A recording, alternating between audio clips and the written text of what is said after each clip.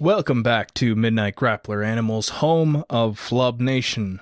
I'm your host, Lan, and with me are two of my co-hosts, Keigen and Salt, and here we are. We made it to episode 150. They said it couldn't be done. They said after 2 months without putting anything on the main feed, we couldn't make it to 150 in the same period of time where we would have done it had we not taken those 2 months. But we did it, folks. We're here. We're at episode 150. And what better way to celebrate than to talk about anniversaries? Salt, Keigen, how are you both today? I'm doing great. Salt, are you alive? Okay, good. I had the boys worried. Oh, yes. There's a whole bonus episode you can actually listen to about how worried Salt had us. And we started conspiracy theorizing about all of different ways that Salt could have not shown up and the reasons for which. But he's here now, and that's what matters. Episode 150. Guys, did you think that we'd make it to this point? Yeah. Yeah. Yeah? Yeah. Okay. There goes all of Lan's suspense. No. Did you think? Not really, actually. Well, I mean, like, if you had asked me 3 years ago, when we started the podcast, do you think you're going to make it to episode 150? I probably would have said no. 2 years ago, I would have been like, maybe. A year ago, like, the closer we got to 150, the more sure I was that we'd get here. But I guess I can now say that I'm the most skeptical of the three of us in terms of the longevity of the show. But we made it. And to celebrate, here's some stats, just to see where we stack up against a few of our contemporaries, because 150, that's a lot of episodes. It's 27 more episodes than Cerebro, which started 2 years before we did. It's 120 more episodes than Mex Flintayo, the show responsible for the show's existence in some ways.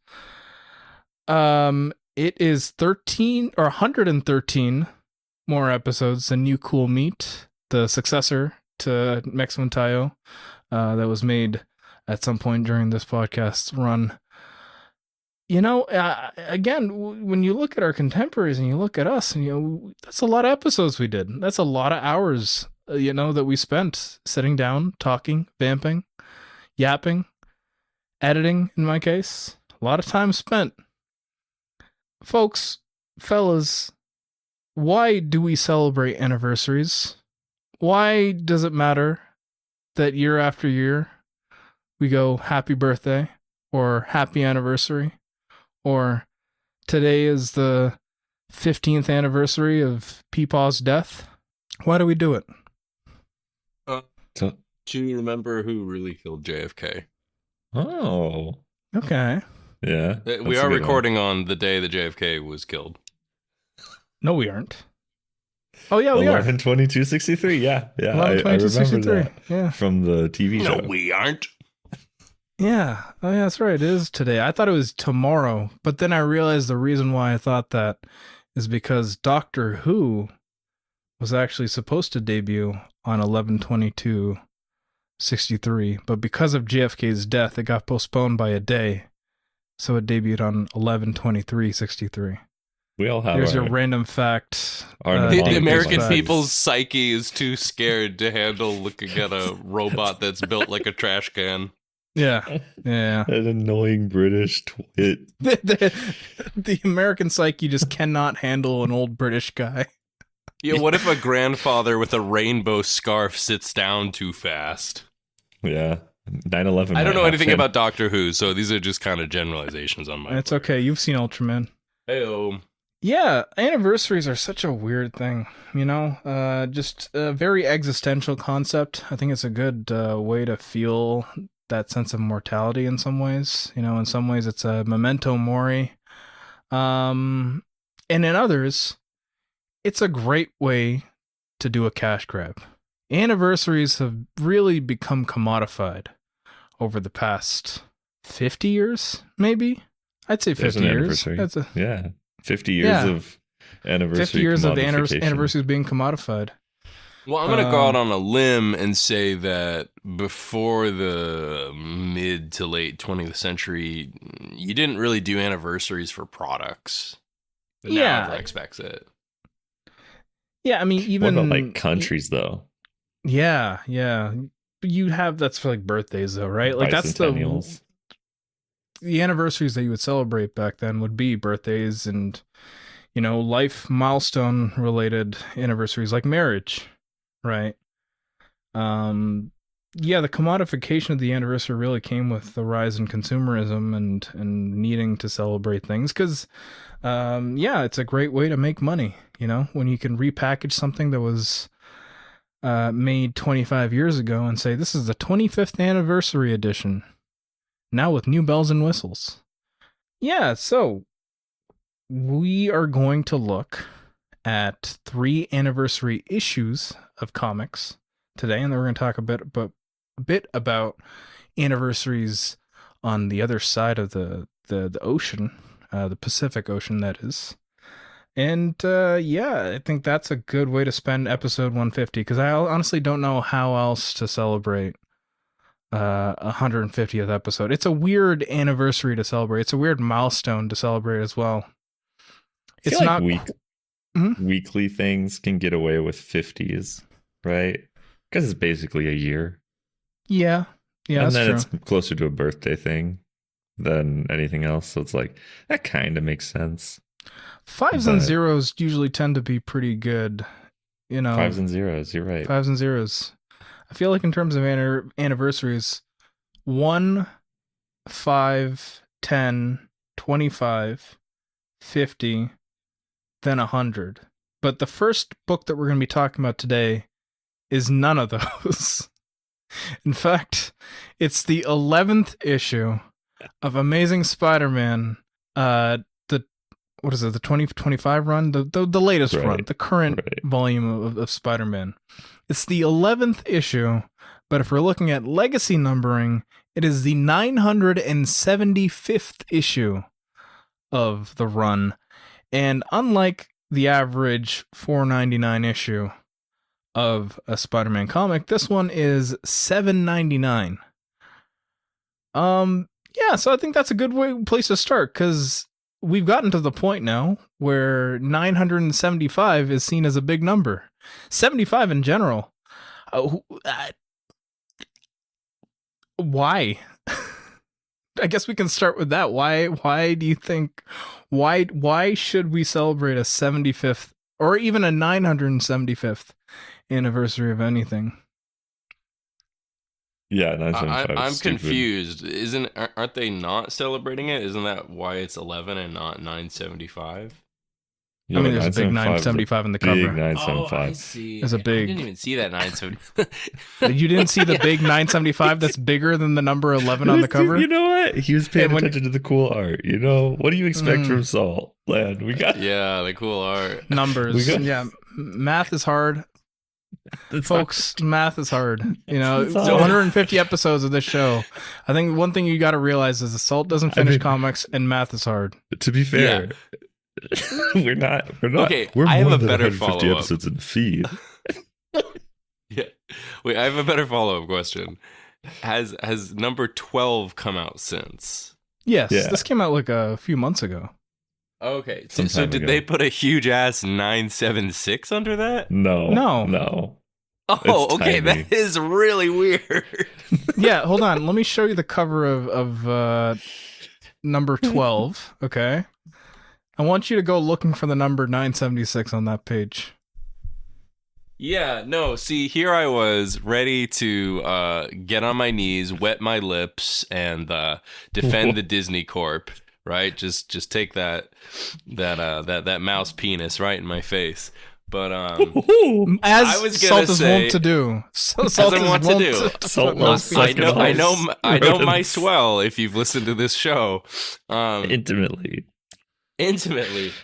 So what I was gonna say is, if you kept that numbering going, it'd be like, oh, this is how you tell people 1,000 is coming. But they didn't. No. They're going to be doing that. For sure. There's going to be a crazy 1,000 issue.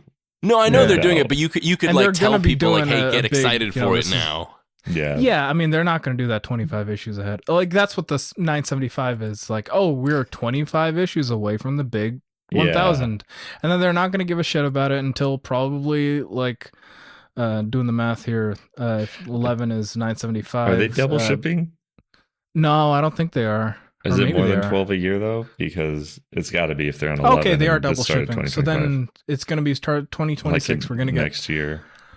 Yeah, something like that. So, issue 1000. Let's see. How far do we need to go before we really start seeing that branding? I feel like the road when to we're about 1000. like 10, I think when we're about 10 issues before.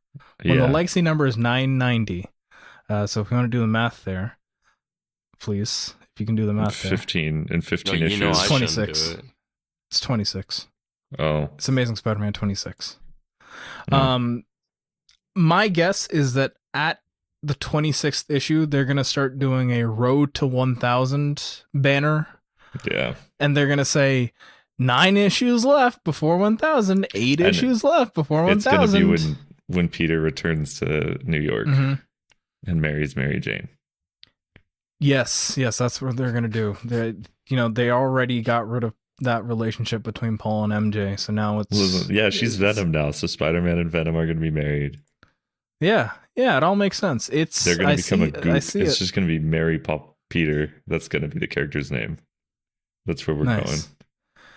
Yeah. The reason why I picked this book wasn't really to talk about the book itself, but rather to talk about the existence of this numbering and really just the idea of trying to make an anniversary out of something that doesn't really need to be an anniversary. And even if you look at this issue, right, I would say a good 85% of it doesn't really constitute anniversary any sense, right? It's just 2 more issues of the book, basically.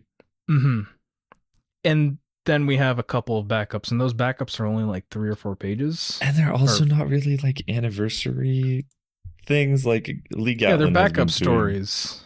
He's been doing this kind of thing in the anniversary books. They call him up and they go, "Hey, you want to do a couple pages?" And he goes, "Of course." I'm like, that's fine. But none of the rest of this is like, there's nothing about it as an anniversary, but it's a giant oversized issue with a huge 975 on it. So it's like, what a weird, yeah. It's the size of 2 individual issues, right? Like it's 64 pages as opposed to your usual 32. With the other 2 books that we have today, there's themes and stuff there, but it literally is just like, what if, this is the next part of the, this whole run has 2 different ongoing storylines, one in New York, one in space. And it's like, what if we just did the next 2 chapters in one, and then we threw a little bit more bullshit in it and charge more? And it's like, this is... technically they're charging less if you think about it, because if this is 2 issues in one, right, you're actually paying $1 less. It's true. Yeah. There we go. There's our defensive Marvel the Megacorp here. Yeah. You're actually paying less for 2 issues worth of comics. I hear you gurgling right now. Some sort of highly sorry, sticky, kirking it right now. viscous. Straight up kirking it right now. In form and content, this felt like a free comic book day comic. Oh, it did. Yeah, it does. It sets up like the next era, quote unquote, or arc of Spider-Man comics. That's really what it is. It's like, this is the status quo now. One's in space, one's in New York, and the one in New York isn't actually Spider-Man. Or approachable in a really bland way. Like, I understand everything that's happening in this 11th issue of this run, which is also following a weird other little stopgap run, right? So it's like, I get everything that's going on here, and I'm just like, fine. Yeah, I think that's the worst thing about this issue is that I don't hate it. It's just an issue of a comic to me that I haven't read in quite some time, but still. I feel like I have no business reading it. That's I realized after the fact, after I'd actually read the issue, I started wondering, I'm like, why are we doing this for the podcast? Which is why I came to the conclusion that we're not reading this because of what's inside the pages of this comic. We're reading this to really talk about everything surrounding it and just the status quo of what, you know, important comics are. Speaking of what's surrounding it, this feels like the result of an editorial edict to write a story around 3 of the PlayStation costumes.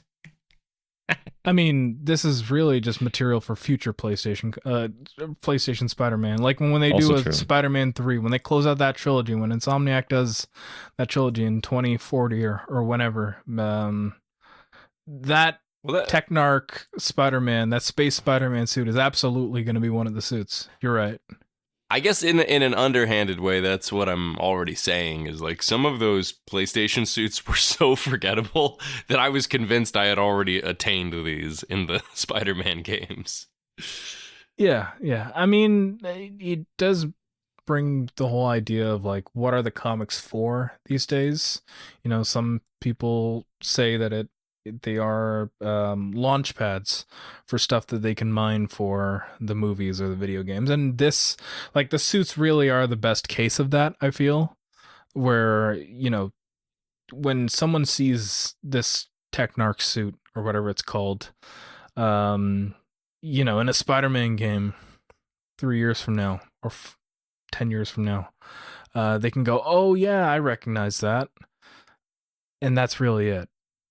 It doesn't really matter if the story's good or not, you know, like the longest lasting effect of this arc is going to be that this suit now exists as fodder, fodder for a game.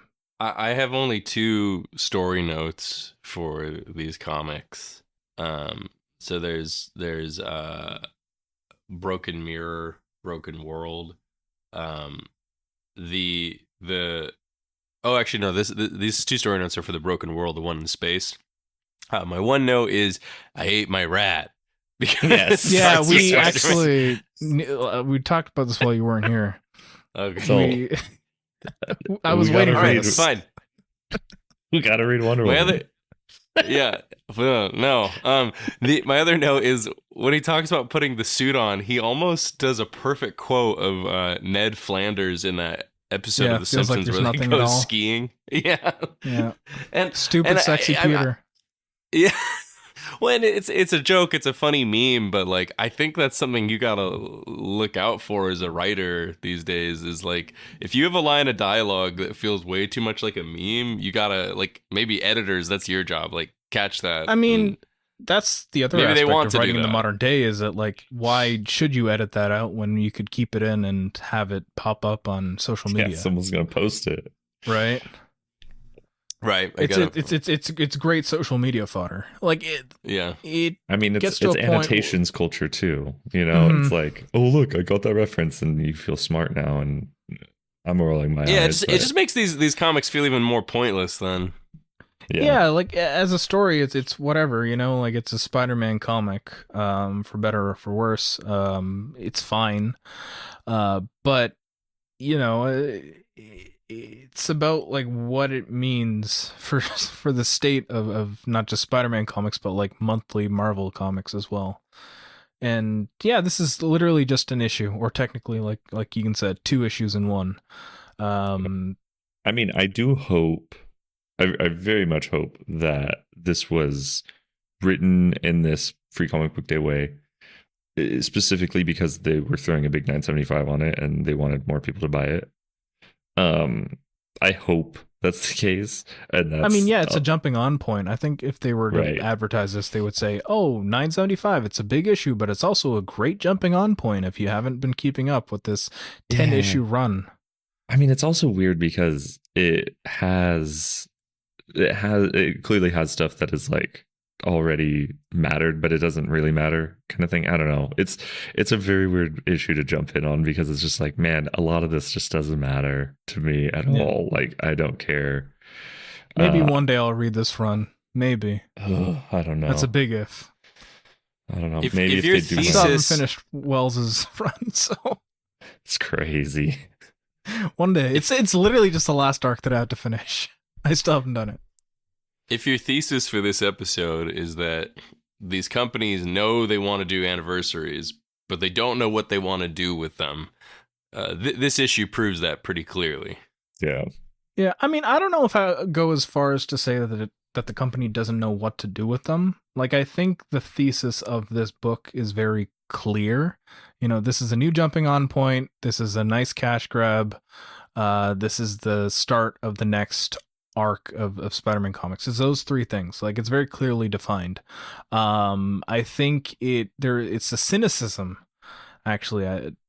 The corporate cynicism of like, this is what we have to expect out of comics now, that is the thesis, I guess, for this part of the episode. But Yeah, I on can roll the with that. topic of cynicism and corporate numbering and all that, 2020 was a very monumental year. Not just for political reasons, not just for societal reasons, but because there was another anniversary. There was quite a few anniversaries that year, actually, and one of them was Detective Comics 1027. And I know what you're thinking. Lan, 1027, what a weird number. Who would possibly make 1027 into an anniversary number? And the answer is Detective Comics Comics. DC decided to do that. Why? Because 1,000 issues before 1027 was Detective Comics 27, which was the debut of Batman. So what better way to celebrate the character who had already gotten an anniversary just 2 years before with the big 1,000 issue, than to do it again. But this time for a number that is really just arbitrary. I guess they just didn't want to count all those, all the racism of the Slam Bradley comics in those first 26 issues. Slam Bradley slamming the Oriental immigrants of Gotham City into our prisons. That was his catchphrase. Oh, Okay. I didn't know that. Yeah. That's cool. Jerry learned Siegel something thought new. of it while he was writing. Thanks for Yes. informing us. Yeah. Yeah. Anytime. So yeah, this was smack dab in the middle of Peter J. Tomasi's run on Detective Comics, which is honestly a period of time that I've memory hold. But they decided to do this anniversary issue. And yeah, I guess with this one, we'll actually talk about the stories themselves, because in lieu of doing something like Amazing Spider-Man number 11, where it's just another issue of the comic, they decided to make this into an anthology issue where each writer artist team gets their own stories. I guess we can, instead of going through all the stories, let's talk about the ones that stuck out to us the most. What are some stories from this issue that stuck out to you guys? I own this. I bought this when it came out, so I'm Why? like, I've read it. Pivot. I think we're going to I think my interrogate you real- right now. This I is an think my intervention. real answer is Why the did you do Fractions that? Darsky. I think Fractions Darsky was why I knew they were doing a story in there. Mm. And I don't know. It was probably a light week at my LCS. Is the Wait, honest was this like answer. one of those $8 issues? It's a $10. It's like a trade. You spent It's you a spent trade size. $10 for Yeah. one like 6-page story. Yeah. All right, Yeah. you own up to it. That's fair. Yeah. 6 out of I mean- 144 pages, just Yeah. to And I reiterate. mean, I probably enjoy another 20 of those pages. That's fine. I think Yeah. what I found remarkable, I read maybe like a third of these before I gave up. And surprisingly, the one I liked most was the James Tynion story, but that was probably because of the Dead Man. Rossmo art. And is Dead Man not like one of you guys? It feels like Dead Man should be one of you guys. Oh, I mean, you can throw Dead Man in anything, and I'll probably like it. Yeah. It feels right. It looks Yeah. great. I honestly, I It didn't looks read the words really this cool. time. I just looked at it and I went, I like how he draws everything. Creepy, wacky stuff really is Rossmo's bag, I think. Yeah. And I think Tynan I knows think- how to lean into that too. I think when you're doing this kind, when you're beholden to this format, let's say, you'll be able to take a bigger swing if you let your artists go off with some Mhm. experimental panels and compositions that they might not do otherwise, or that they just like doing for the fun of it. And I think this one took the biggest swing in that respect. yeah. The first story in this issue was the one that got the biggest groan out of me. I hate think. it so much. Just from the very start. It. Oh, it's a The little credits. golden book story. The credits, Peter J. Tomasi's story and words. What do you need that for? You don't need to, like, what? Yeah, Why? it's stupid. That credit already pissed me off and already set me into a mood going into the story. I turn the page and I see that Joker, that nasty ass looking Joker. Just no. Freaky ass Joker, man. Freaky ass shit. Like you said, Salt, the little golden book ass comic. It's absolutely that. It's just a picture book. I hated it. Yeah, it's a picture of a villain and then some vignettes. That's it. I couldn't give a shit about the story or the words Peter J. Tomasi. Right. Exactly. I mean, the Brian Michael Bendis one is not that much better because conceptually it's very similar. It's pretty bad. Yeah. The Marquez art is nice, I guess, but yeah, it's not worth it. I mean, honestly, I wouldn't even say it's bad so much as it just glides right off the brain. It's cheesy and lame, also. Like, yeah, but my thing is, I'm more forgiving of that in an anniversary issue because I'm like, aren't you kind of? Isn't the champagne toast a little cheesy and lame? Like, okay, this is the place to do that kind of thing. I guess that's my question now: is an anniversary supposed to have stories that feel self-congratulatory and pat on the back? Because that I think is the clear example of that. Yeah, I don't necessarily want it, but I'm like, yeah, you, it's okay. This is the place where you can do it. Yeah, like it's to show that Batman's got a nice big family that all know how to hold their own. Yeah, that's it. And yeah, some nice Marquez art. For what it's worth, I actually did like the Corrections Zdarsky story. I love that story. Like it was worth buying to me. So I don't care. I mean, you can pull up the tweet about playing chess against a dog all you want. Yeah, but you got my ass. Yeah, I'm gonna be controversial and say that I hated that one the most. You hated that one the most. Suck, Salt. Yeah, that's because you hated that one the most. I suck. Really? Yeah, it's because I suck. That's why. Is it the art? I guess we can move on then. No, the art is actually really nice. I had never seen Zdarsky's art before. He's like really good. Art. You just don't like the Joker. It's fine. I think the Joker is a terrible villain. I've always said that. There's very little you can do with him. Is it because he's gay? It's because he's a gay Joker, isn't it? No, it's because it's very. You're not Fujoshiing out. So no, you don't know. You didn't know what Fujoshing was, so you couldn't Fujosh out to this one. I mean, here's the thing: is like I think Miller was the first one to do the like more outwardly homosexual Joker. So I think if someone wants to do that, you got to raise the bar. You got to make him gayer and gayer and gayer. So. Okay, that's one aspect of it. The main issue was I thought it was a neat hook in a certain sense, but it didn't land for me because that like the whole like I'm your present, happy like all happy birthday, like the anguish, all that, like I had just seen so many versions of that before. Like that was very like that felt very fan comic, fan film. Yeah, it is very Tumblr core. Yeah. I think exactly.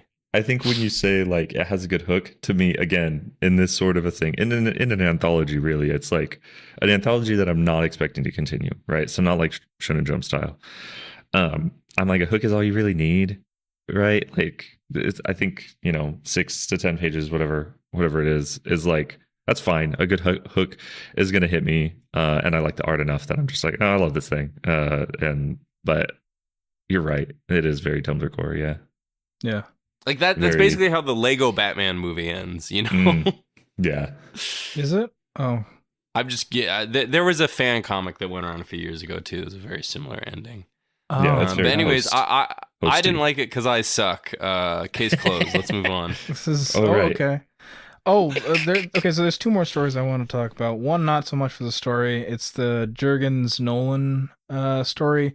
I don't care about the Jurgens part of it, but Nolan really is one of the best. Nolan's great. Yeah, inkers to ever do it. Like he can turn any pencils into gold. I'm telling you, Last Days of Lex is actually good. Maybe for the podcast. Maybe. Just yeah, Kevin Nolan is great. And then I think it's the last story or the second last story in the comic, the one by Mariko Tamaki and Dan Mora, Dan Mora. which I only want to bring up because it features the debut of our favorite character from Zdarsky's last volume of Batman, Mayor Nakano. Is that Let's Mayor go. Nakano? Is that my boy? I read that, and my only note for that story is no fucking way. Is that Mayor Nakano? Mayor Nakano, who is not a homosexual. I have no idea why I thought that. Mayor Nakano, who is very straight and has two eyes. I still think it. Yeah. It's true. That's true. Okay, I do have my only other real note is Kelly Sue DeConnick is a legend for getting John Romita Jr. to golfing in the rain. Yeah. It's so funny. I mean, we didn't talk about it much with the ASM issue, but like the Johnson inks, like for all the praise that I have for Nolan and his inks in this issue, reverse that for Johnson's inks. See, I disagree. I love his inking it here. I don't like it here. I like John it, Romita Jr. 20 here. years ago. Maybe. I like it in this spot particularly. I know a lot of his other DC work was much worse, but here I get it. I get what he's doing. I like it. These are some ugly drawings. I like it. It makes people look so goopy. The one with Batman on his shins punching the guy. Like, I have a million questions about all the anatomy here. That it gets to a point where it doesn't matter. Anatomy doesn't matter. It's comics. He got long thigh bones. He can't hit his squat is at a different angle. He got that extension that Pedro Pascal got in Materialists. Did you watch the Materialists? No, it's the only thing I know about that movie. It's so funny. It's literally the only thing I know about that movie. It's a good reveal. What you guys? Oh, you probably didn't even read it, huh? Salt, you didn't get to the Silver Ghost stuff. Yeah, that one sucked. I think it's funny. I think it's funny in a lot of spots. Actually, that's the Grant Morrison one for people listening. Yeah. It's Grant Morrison and Chris Burnham. Burnham's on art. Yeah. I read it more for the Burnham art than the Morrison. it looks awesome. Burnham art's always fun. Yeah. He has a grimier style than usual, which was fun. Like it in the writing and the art, it feels like they are in sync and that they're trying to make it kind of feel like an old school parody comic, like something maybe out of like an old Mad magazine. And in that sense, it's good. Yeah. Any other stories from this issue that we want to talk about? What are our overall thoughts? Did this need to happen? Did this issue need to exist? No, it doesn't, and I can't be mad at Grant or anyone really. It's like you get the call from DC, and like, how do you say no to that very easy paycheck? You just you can write this kind of thing in your sleep, So it's a money printer, but it's artistically void for the most part. Yeah, I mean, I feel like the anniversaries on Batman and Spider-Man comics is particularly like disgusting too, because like these things should be done. We do not have more good ideas for these things. It really does become a point of like, how many more anniversary core stories can we get out of a Spider-Man or a Batman? Yeah. Like how many sad and it's like sad stories about Aunt May and how much Peter has grown and helping out kids with cancer or whatever. How much more of that can we actually do? And it's like, and part of that is an extension of like, there shouldn't have ever been 975 issues of Amazing Spider-Man. We were done. We were done at a different point. There shouldn't have ever been 1027 issues of Detective Comics. Like, we don't have recipes. We don't have the thoughts anymore. Like, it's different. Like, I think Ultimate Spider-Man and Absolute Batman actually are more defensible in their existence than the continuing uptick of numbers for these books, because it's just like these are so empty, incredibly empty calories. And like more to Salt's point, it's like, yeah, there's cool creators on these things that I want to see work from, and that's why I'm Like, I'm happy these exist to pay those people, but as stories, they're nothing.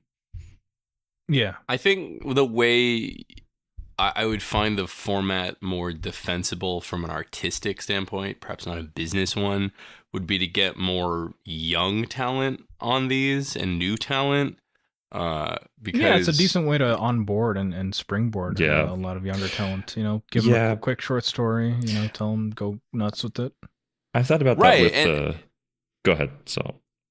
Oh, all I was going to add is, these guys, most of them are still very capable creators. And, obviously, like, most of them are not hurting for work. But, like, this is so clearly not their best work. Like, someone a little hungrier would put a little more zhuzh into it.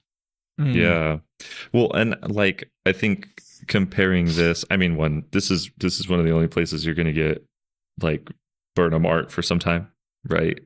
Dude's slow, so it's like giving him an opportunity to do 8 or 10 pages or whatever is it's good. It's cool. Same thing, Zdarsky, slow dude, typically only working on like very little, very 100 pages a year kind of guy.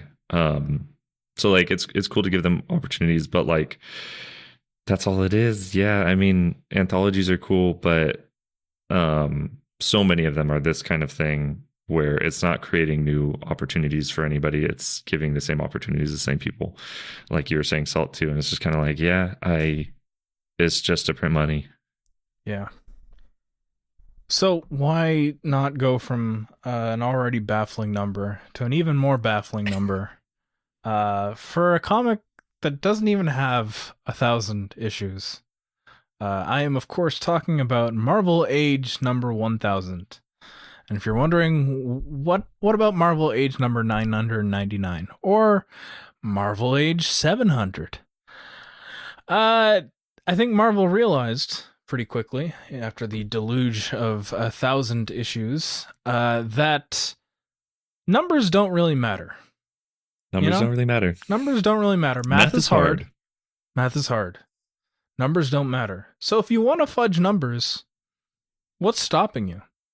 And it didn't stop Marvel from putting out Marvel Age number 1000, a comic that came out, I think, 4 years after Marvel Comics 1000, which in and of itself was also a very improbable number.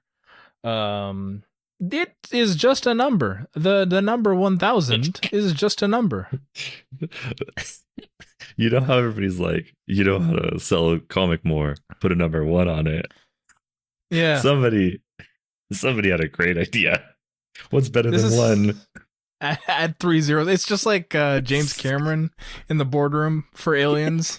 Just put the money sign at the end. Aliens. But this is like adding two more zeros, 3 more zeros. The only restraint they showed is that they didn't put an adjective starting with A in front of it. Amazing Marvel Age 1000. That's coming. I bet you 2028. They already had Amazing Fantasy 1000, actually, just a few years before this one came out. Right.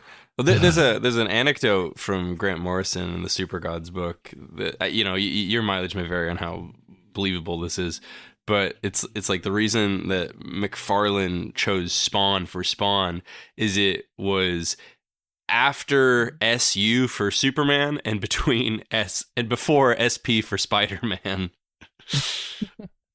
Which is, I do believe that. I do think McFarlane's brain would work that way. Yeah. The other reason he would name it Spawn is because of a cum joke. Probably that's the wavelength. Yeah, something about his wife. I think it all comes back down to his wife. Also true. But back to Marvel Age 1000. It is celebrating nothing in particular. It is literally celebrating nothing in particular. There's no anniversary. There's no year anniversary. There's no issue milestone. It exists literally just to exist. It's just an anthology issue. Is there even anything that really... There's no focus either. There's no one specific character, right? I mean, like Marvel the fact Comics that it starts with Human Torch is kind of a throwback and not to the Marvel one you Comics. think. No, but here's the thing. They already did that 4 years prior in Marvel Comics 1000, which was actually celebrating the 80th anniversary of Oh you my know God. the company, right? And they had Human Torch in that too. Yeah, This is like They That were- you this is could be like, exactly okay, if it's not a milestone, but at least it's an anniversary, right? But this came out in Right. 2023. This came out in 2023. It was Oh my 92 God. pages, and it was $10. Didn't celebrate an anniversary. Didn't celebrate a milestone. It literally just exists to exist. I didn't even know this happened either. I like. There's one story. There's one fucking story in here that I knew about. Okay, but I didn't forgot. know. I forgot about that story. Actually, I recommended this. We do this for the episode, completely forgetting that story It's was in here. disgusting. But then, so I googled it, and when this book was announced, McKelvey was supposed to do the X-Men story with Rowell. So Oh. at some point, didn't, probably because he has ADHD or whatever, and he can't work. So I was disappointed there when I turned the page and got to that. But like, I go to the shop, like, I've gone to the comic shop at least monthly for some time, for quite a while. Mm-hmm. I had no idea that this book existed at all. Again, besides that one fucking story. I'm like, I didn't even know that there was supposed to be a McKelvey story, which normally I'm buying whatever things he actually puts out. I'm like, how did this evaded me completely? It's incredible. And it's because, this it's really not just celebrating was anything. a blip. Like, there's it had no major impact. It came and went. It has nothing spins out of it. Nothing spins out of it. It connects to doesn't. It's it. not a lead into anything. Like Marvel Comics 1000 was a lead into something else, right? It was a lead into a bunch of other things. Actually, this has nothing. This doesn't lead into anything. It has no repercussions from here on out. There's nothing being set up here. Frankly, there's no reason for you to be spending money on this.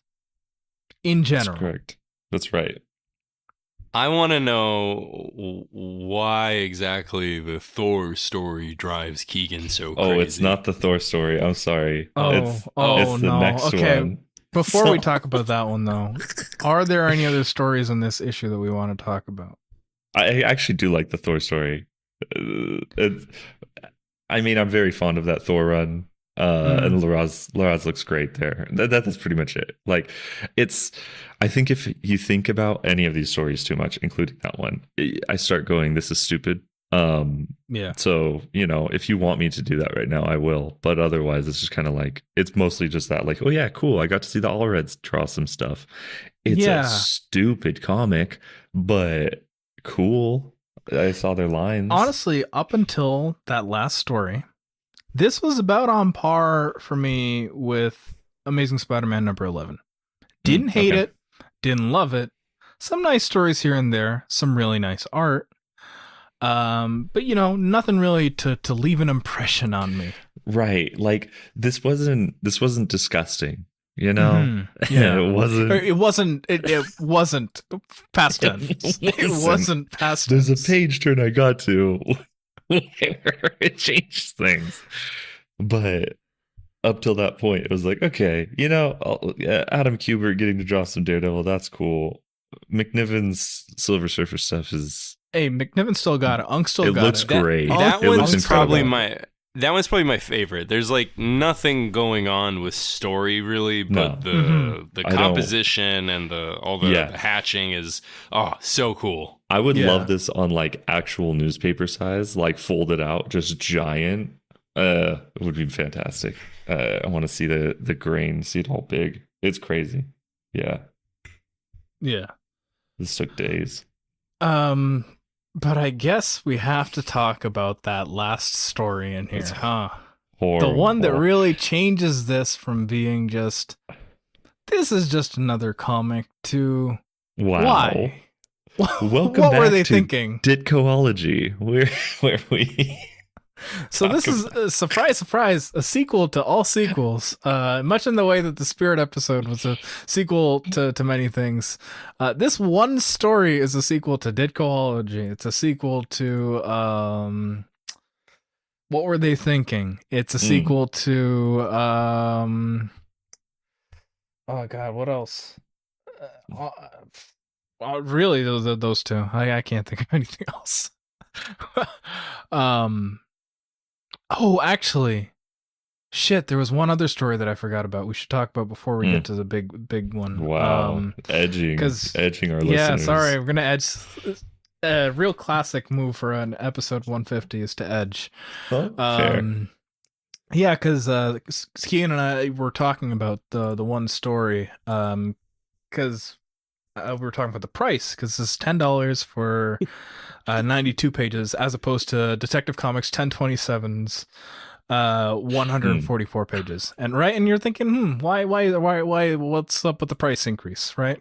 And we were making jokes about taxes, because there's a joke about how God's Number One was $10 for 60 pages because of the Hickman tax, right? So I joked and I said, well, the equivalent here is the Armando Iannucci tax. Oh, right. Yeah. Right. Who's and that? Keigen asked, who is Armando Iannucci? I don't know who that is. And I was shocked to find out that Keigen doesn't know who Armando Iannucci, the creator of Veep, is. Oh, okay. You want to hear something crazy? Say something Even crazy, I knew Salt. that. Even I knew my that. days. Oh my days. What? Yesterday, we had Salt, to teach unaware you of Yaoi, what but Fujoshi completely aware is. of Armando Okay. Iannucci. It's like Oh, we yeah, switched places. go off. Make me sound cool. Yeah, cool.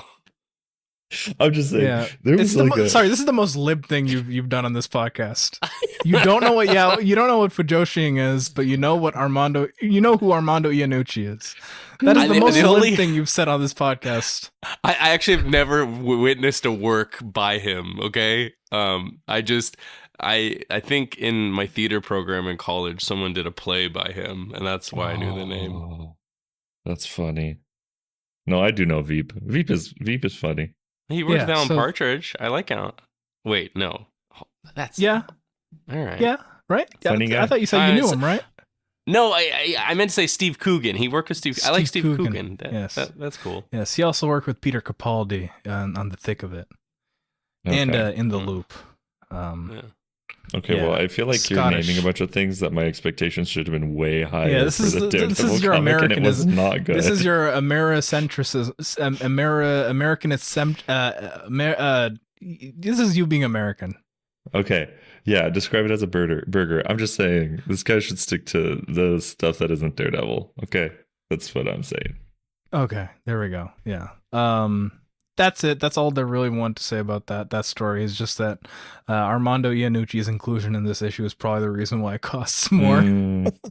That's a good one. Okay, now we can talk about the real J. Michael Straczynski. Actually, this is Kari Andrews. I did not realize that. This does not look like his normal work either. If anyone heard me lightly giggling while Lan was talking about the price increase of this issue, it was when I reached the reveal at the end of this story. This is insane. It's horrible, Salt. This went off. This got big on Twitter.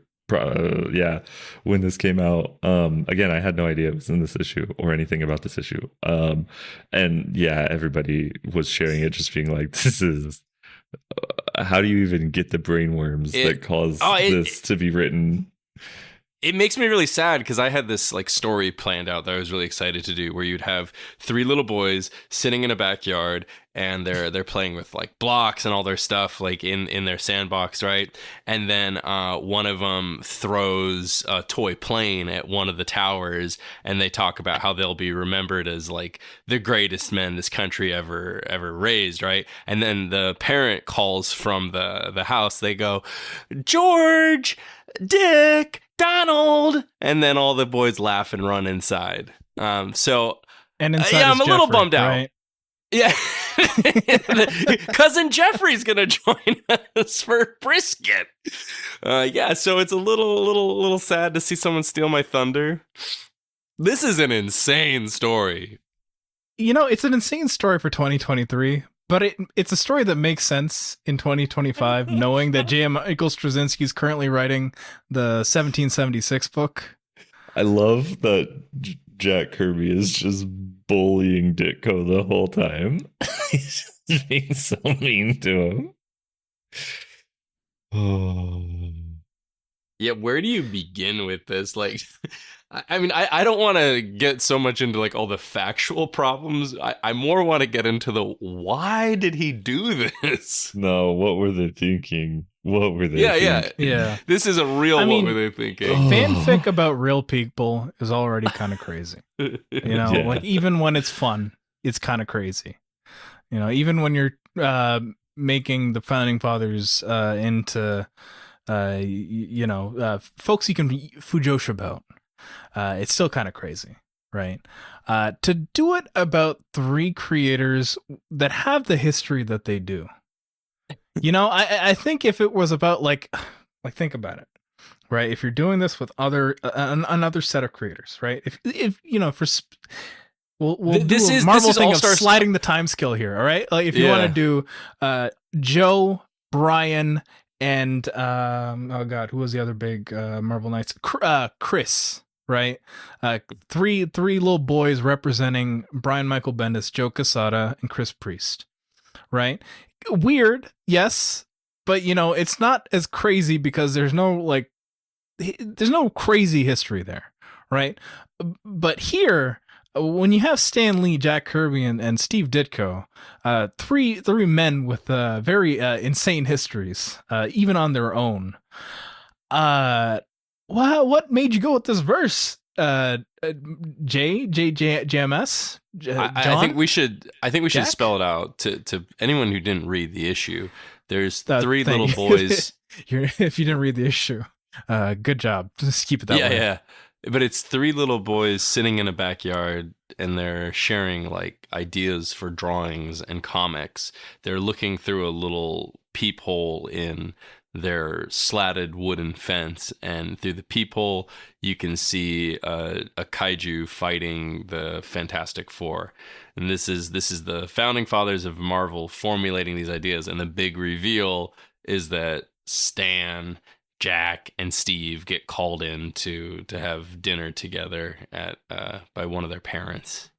Insane. You know what else is crazy about this is like Grant Morrison did this perfectly in All-Star Superman 10. Oh. Yeah. Yeah, that's right. Yeah.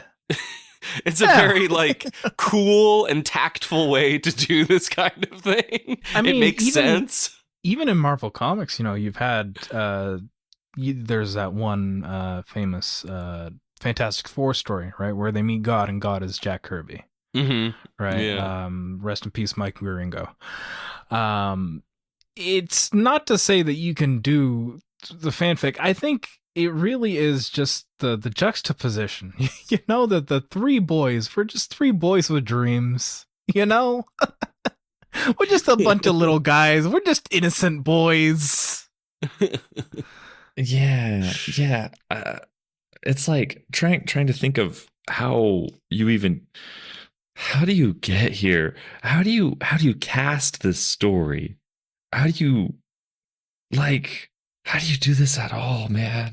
Well, you know, when you ask that question, like it's very easy for me to come up with an answer if the writer is younger than me. Like I think there's this kind of pseudo nostalgia people can develop in their like maybe their 20s, and they're like, wow, it's so amazing. But like what, JMS is in his 60s? Yeah, and it's especially important that all three of these guys are dead too, right? Yeah, I think that's a big important thing that also doubly makes what you're saying make sense. Where it's like you could do this if you're younger and you like really want to like worship the idea of a person, of a creator. But how do you do this if you're JMS? Yeah, doing this kind of fanfic with creators that are dead that you've met, then also that you know are pieces of shit. Yeah. Yeah. Like, yeah. I'm trying to think of like other creators you would do this with. Could you do this with anybody that it wouldn't be completely insane? Like, especially comic creators. Yeah. Like, and I don't know, it's crazy because it made it past editorial too. right? Editorial saw this story. Tom Brevoort specifically this is where it saw happened. this story. This is where the fall off happened. This was the moment. We could have clocked it. We could have said all his books after this point, it's done. Skills gone. This was how many years before you got onto X-Men comics? 2 years? No, 1 year. This is 23, right? 1 year. Yeah, it's 23. Right so he's probably already working on those. He's probably already starting to edit those. This is like Fall of X, right? It's already happening. Yeah. This is. He was already working. He was already edited. This was the moment. This was the moment. This is the This flash. was the last. This was the.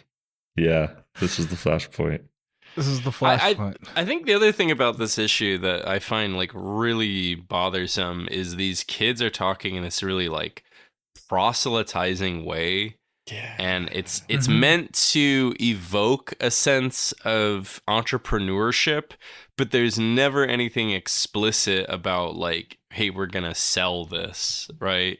So it has kind of a culty feel about it too. The whole thing is 17 times of icky. Yeah. I just can't get over Ditko. Ditko and this is... Ditko, yeah. The Ditko really just... It does... God, I'm trying to think of what it would be comparable to. He just feels like the weirdest one to include. Like, yeah. You know, it's honestly equivalent to putting Walt Disney in in this, you know? Might as well have, good you know? old Uncle Walt. I mean, the fact that the Marvel company is owned by Disney, like it would have been as factually correct for Walt to be here, you know? Yeah.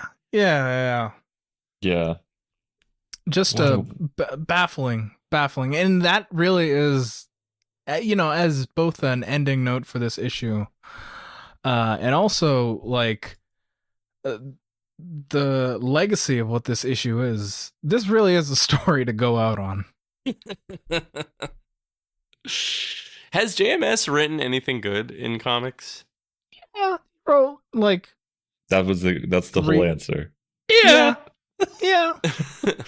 Guys reading good things straining to remember like people, 2 no, issues. I mean, I'm not just strained to remember. People it, like but his Thor, just, right? Yeah, his Thor, his decently early liked. Spider-Man, you know, before GRGR hopped off the book. You know, the not a complete run of thing. anything though, really. I mean, besides Thor, maybe. I don't know. Yeah, complete run. I feel like he's he's mostly remembered fondly as somebody who should have stopped 70% of the way through, and then should have finished his Superman. And now that he's back at Marvel, he's really just known as the guy who's writing comics that someone's buying. Yeah, people out there are buying, but frankly, I'm baffled to learn of his book's existence. We really needed to solve the writer's crisis or the writer's strike before he leaked back over. It really is an effect of that writer's strike going on for too long. If that writer's strike had not gone on so long, if Hollywood really had locked in, we wouldn't have gotten a J. Michael Straczynski Captain America run, which I'm just now remembering exists. 1776 is just... 1776 is also a book that just, again, sure. Why? Yeah, okay. His mind just should be studied. Yeah. This is the same mind that gave us Babylon 5 and She-Ra. You know? Sure. This is the mind this is the mind that Harlan Ellison entrusted his estate to. That's true. That's true. He created She-Ra. just remember that, you know. Rod Serling spoke very highly of J. Michael Straczynski. Just remember that's the goal in life, you know. That's where you want to be. And also writing 1776. And writing 1776. Do we think 1776 is better or worse than Hamilton? Are we covering it for the podcast? It just came. The first issue just came out like a week ago. I thought it was only one issue. It's a mini. No, it's a mini. It's a mini. It's a mini. I hate. And I think it's a 5-issue mini because I'm seeing a number 4 slated for February of next year. Why didn't they plan it to be out in July? Why didn't they plan Marvel Age 1000 to be out on any sort of anniversary for Marvel? It's so fun. Wait, Oh my is this God. what I think it is? These are the Marvel superheroes teaming up with the Founding Fathers? Right. Yes. Correct. Yeah. Nope. That you got it in one. That's literally all it is. Yeah. What if Better the or worse Avengers... than Hamilton was the question. Nobody answered. And they redid the Obama cover with Yeah, with Obama, George but now it's Washington. George Washington. Yeah, which is like this is awesome. We gotta do this. I'm so happy Saul learned about it. Well, now that Salt For 4th of knows July. that This is crazy. For 4th of July, we'll cover it for We'll cover it for the 4th of July. American Wait, 2 Americans and 1 Canadian. Is the 250th anniversary this coming July? 1776, 2026. Yes, correct. So for America's 250th anniversary, we'll be covering 1776. A book that And started Hamilton. publication in 2025. We're not covering Hamilton. Fuck you. We're not doing that. Nice try, Keigen. You thought you could slip that in there. You really thought you could slip that in there. I really nice wanted try. to get yelled at. It was actually... That's a humiliation it's not kink. happening. I'm just saying, you read 1776. There's no going back. We're stuck. Yeah. We're stuck in a reality where we've done that. Well, We'll do it that's the anniversary issues. I guess I also briefly want to go on a rant about Toei. Get it, King. We have the podcast Common Ride Along. That's one of our big accomplishments for this year, is that we started a second podcast called Common Ride Along. And recently in terms of when we recorded, not recently in terms of when the episode comes out, because that episode still won't be out by the time this episode comes out. We covered Kamen Rider Decade, which is an anniversary of its own, right? The 10th anniversary of the Heisei era of Kamen Rider, not the 10th anniversary of the Heisei era, because Kamen Rider had missed that by I think a year, actually. But we talked about how much we actually, I'm not going to spoil that, because why would I? Anyway, we talked about our feelings in that episode. And Decade is one half of an equation that really messed up Toei. The other half being Kaizoku Sentai Gokaiger, which came out in 2011, which was the 35th anniversary of the Super Sentai franchise, if we want to talk about numbers that really feel weird to celebrate. And so for the 35th anniversary, they did something different, where the main gimmick of the series was that that team, that Sentai team, could transform into Rangers from previous teams, right? And it featured cameos from previous Rangers throughout the show, showing up to help them and serve as commemorative episodes, celebrating those shows. Like, for instance, you'd have an episode where one of the live men showed up, or one of the Time Rangers showed up, or there was the episode where Guy from Jetman showed up, and the whole episode's about how everyone was glazing Guy. Great episode. But the main reason why I bring it up is because those two shows, Decade and Gokaiger, really redefined what an anniversary season of tokusatsu television could be, right? Not necessarily in a good way, but it really shifted the expectation for what people want out of an anniversary season, so that when we got to the next anniversaries, that being the 40th anniversary and the 15th anniversary and the 20th anniversary in Kamen Rider's case, the expectation was already set. Kamen Rider kind of met it, where the 15th anniversary had a special movie, a crossover movie, which was not good. And then for the 20th anniversary, they had another show that, much like Decade, featured previous writers coming back, except this time, instead of different actors playing the same writers, it was the same actors that play those original writers. Basically, key jangling for older folks. We look, the actor that played Kamen Rider Faiz is back, right?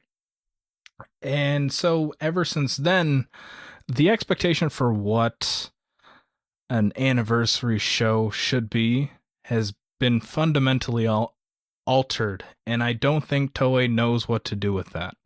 I say this because currently the 50th season of Super Sentai is airing, and presumably it might be its last.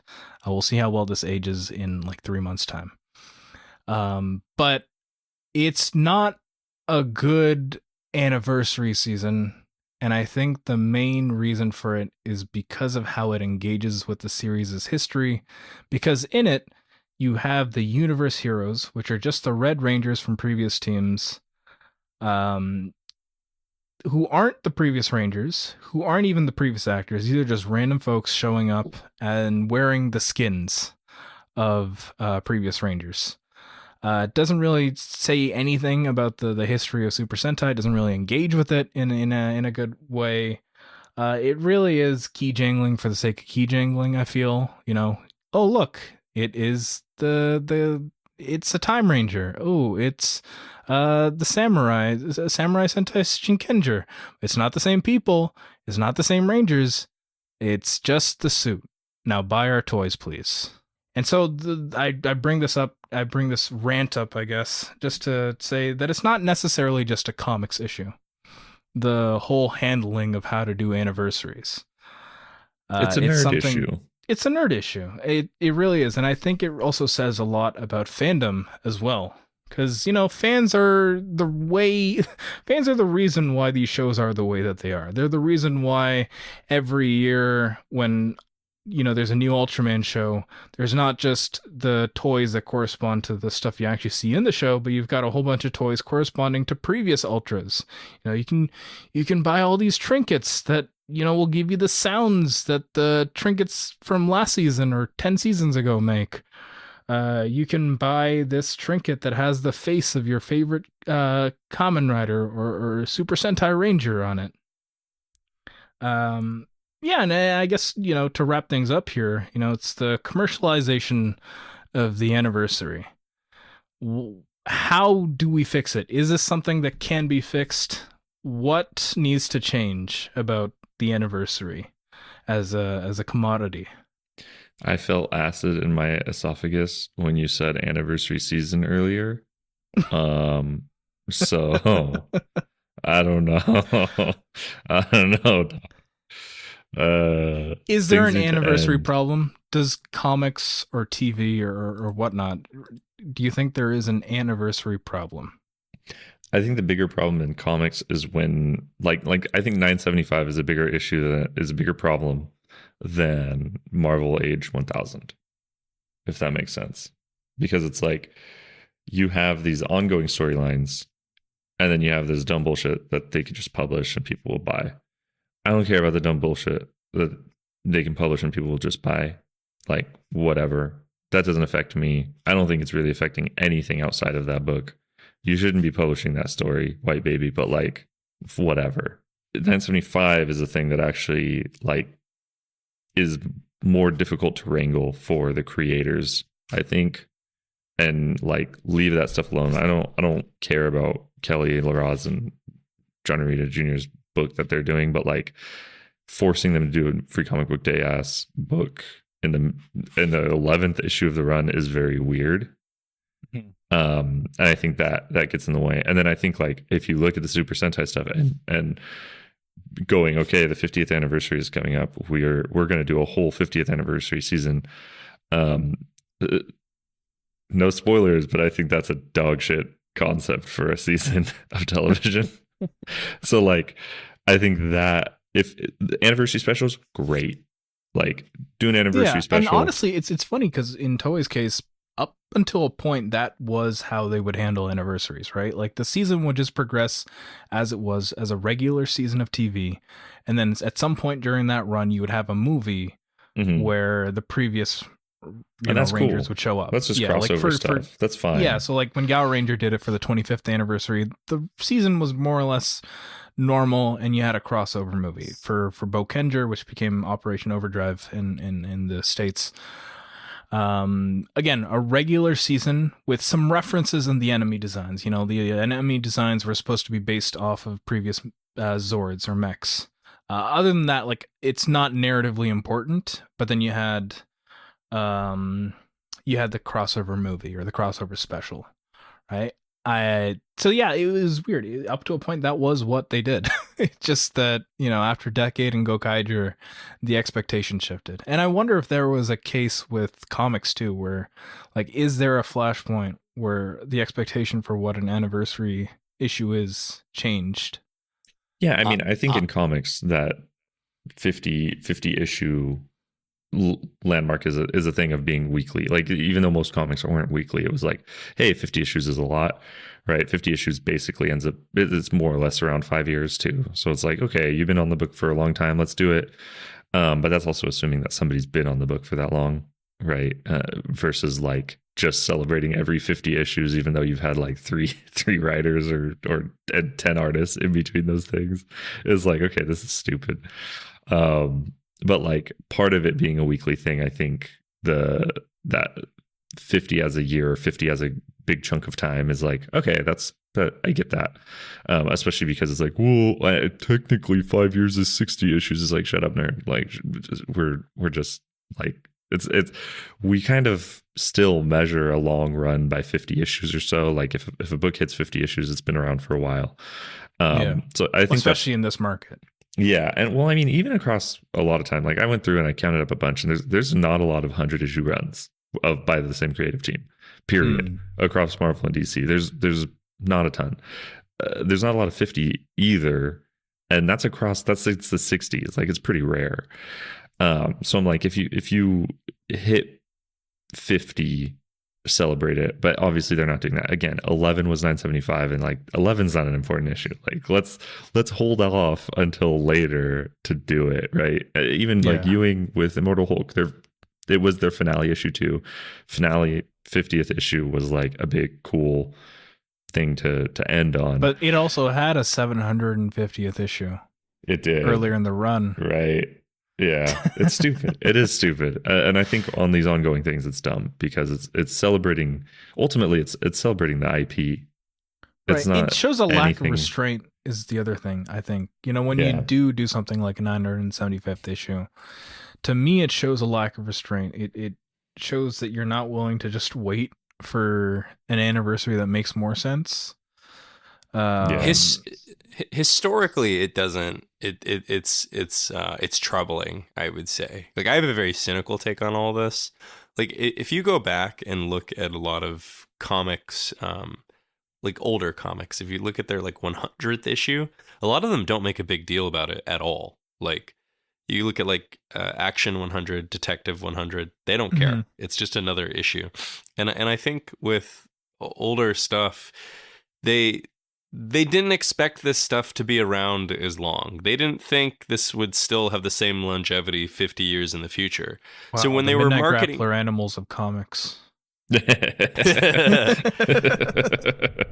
But when you look at a lot of IP, the way it's being sold on the cover or whatever is like, look at this new thing, like, come get this now because no one has done this before, right?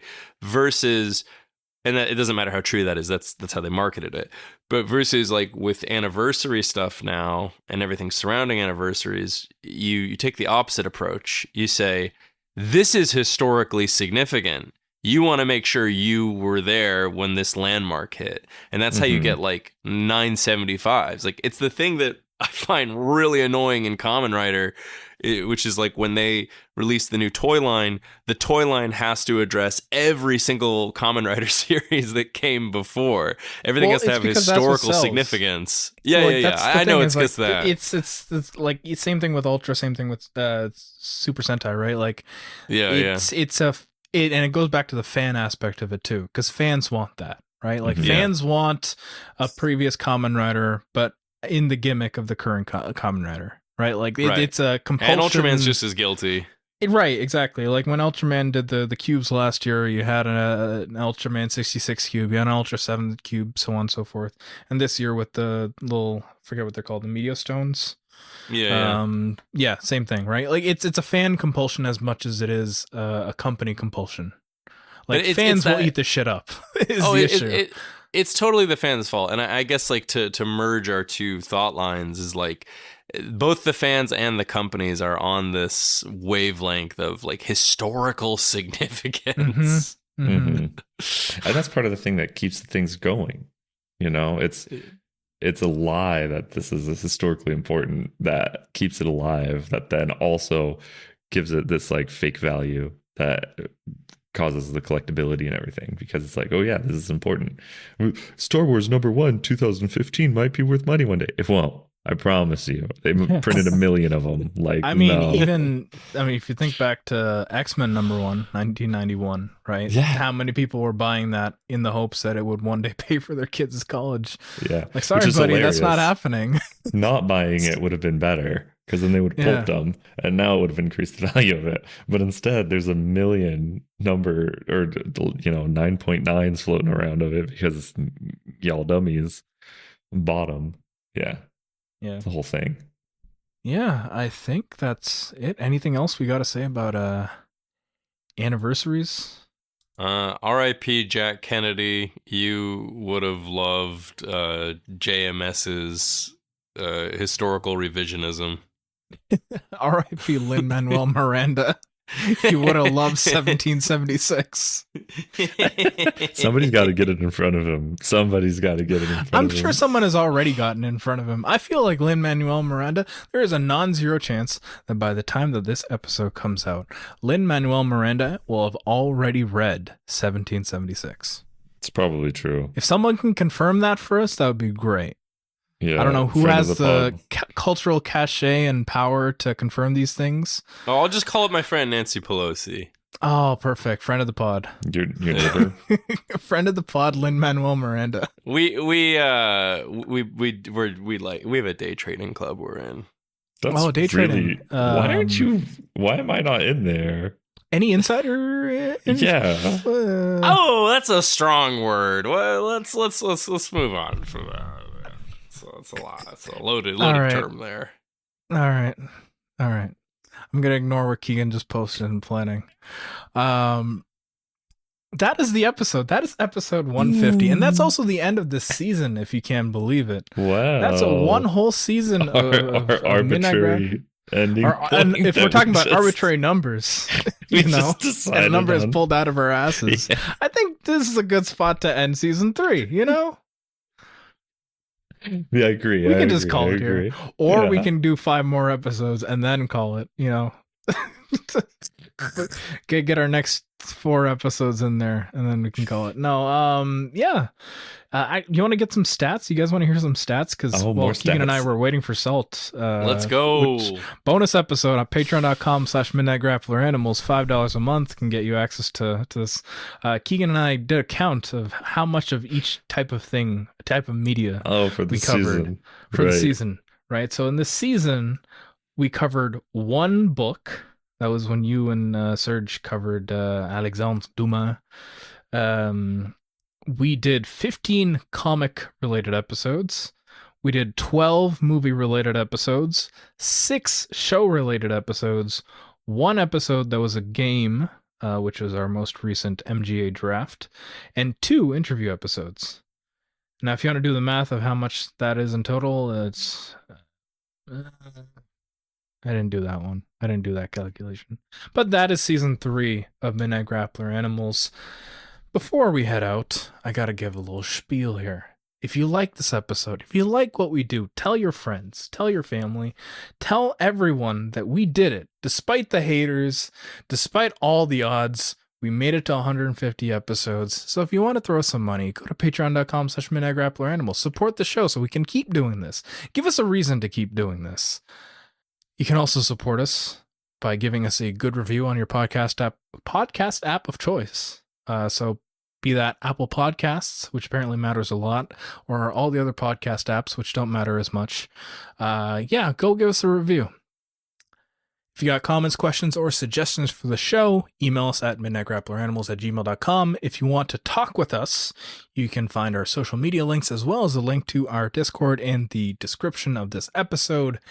And to close out this 150th episode, we are not going to be doing the 150th episode, the 150th Tastemakers Grab Bag, because there were like several episodes where we just didn't do a Tastemakers Grab Bag. Hey, there's another anniversary we can do. The 150th Tastemakers Grab Bag.